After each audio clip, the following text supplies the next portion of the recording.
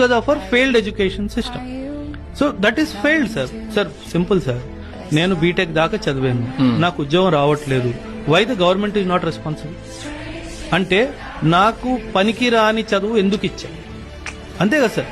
If that education till BTech is not giving me a job, why did you make me study? Non compatible skills ఎందుకు? And సంవత్సరానికి 2 లక్షలు ఫీజులు పెట్టి 4 సంవత్సరాల్లో 5 నుంచి 10 లక్షలు నాతో ఖర్చు చేపించి నాకు 20,000 జాబ్ కూడా రావట్లేదు అంటే there is some big problem in the education system. Why is the government not addressing that system? Because of our failed education system. So that is failed, sir. Sir, simple, sir. నేను BTech దాకా చదివాను, నాకు ఉద్యోగం రావట్లేదు. Why the government is not responsible? అంటే నాకు పనికి రాని చదువు ఎందుకు ఇచ్చా? అంతే కదా సార్.